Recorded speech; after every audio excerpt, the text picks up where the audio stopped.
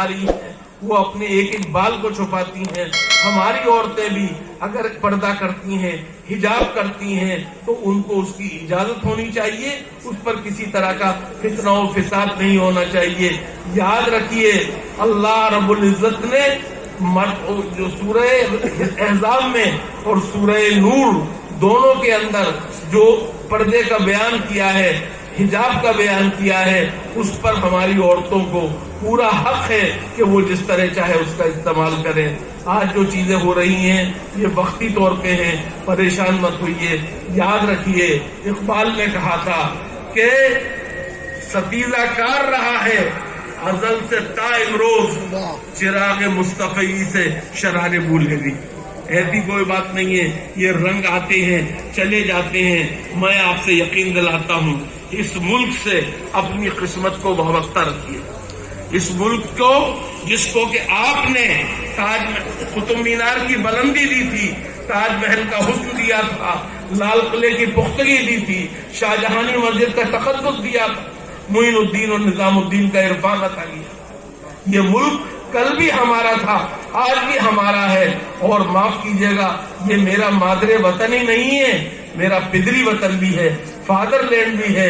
اس لیے کہ میرا یہ عقیدہ ہے, ہر مسلمان کا یہ عقیدہ ہے کہ جب آدم جنت سے اتارے گئے تھے زمین پر تو ہندوستان بھیجے گئے تھے. اس لیے یہ میرا ملک ہے اور سب سے زیادہ میرا ملک ہے. اس ملک کی دھروہر کا میں برابر کا بھاگیدار ہوں, اس بات کو سمجھنا چاہیے. اور مجھے یہ بات کہنے کی اجازت دیجیے کہ یہی وہ سرزمین ہے جہاں سے نبی کریم علیہ الصلوۃ والسلام کو ٹھنڈی ہوائیں آتی تھی, اور بقول اقبال میر عرب کو آئی ٹھنڈی ہوا جہاں سے. میرا وطن وہی ہے, میرا وطن وہی ہے.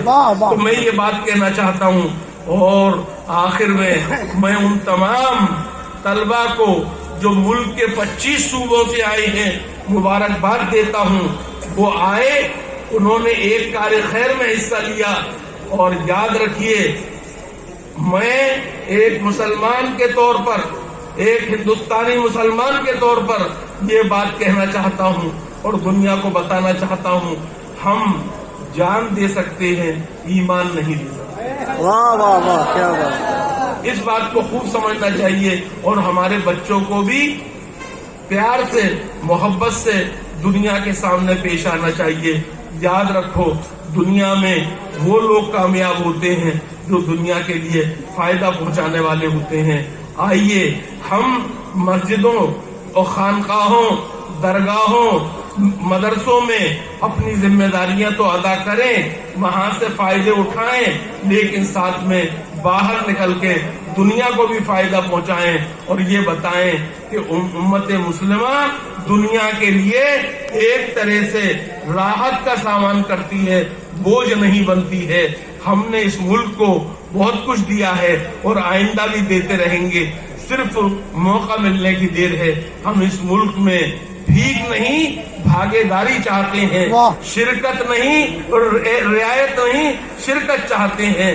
اور اس کے لیے ہمیں اللہ تعالیٰ نے کا انعام ہے ان کی صورت میں کہ یہ ہمیں ملے ہیں. اور انہوں نے ایک کام صرف یہ نہیں کیا ہے کہ مرکز الثقافت السنیہ کے نام سے اداروں کی داغ ڈالی ہے, انہوں نے ایک طرح سے جو نالج سٹی سینٹر بنایا ہے, جس کے مینیجنگ ڈاکٹر عبدالحکیم اظہری صاحب یہاں بیٹھے ہوئے ہیں, آپ کے صاحبزادے. وہ غیر معمولی چیز ہے. میں سمجھتا ہوں آج دنیا کو اسی کی ضرورت ہے کہ ہم اسے بتائیں اور دکھائیں اور آگے بڑھائیں. ایک آخری بات مجھے کہنے کی اجازت دیجیے. دوستو, ضرورت اس بات کی ہے کہ ہم شیخ کی خدمت میں یہ گزارش کریں کہ شیخ جو ہیں اب ہندوستان میں ایک بین المذاہب مکالمے کی داغ بھی ڈالیں, تاکہ یہ غلط فہمیاں جو مسلمانوں کے اور اس ملک کے بسنے والوں کے بیچ میں ہیں وہ دور ہو جائیں. اور شیخ جیسی شخصیت اگر آگے آئے گی تو انشاءاللہ اللہ بھی مدد کرے گا, کیونکہ نیت نیک تو منزل آسان ہوتی ہے. وآخر دعوانا ان الحمدللہ رب العالمین. Special thanks to Padma Shri Professor Akhtar Al Wafi for the great words. Now I request Dr. Abdul Hakim Aseri.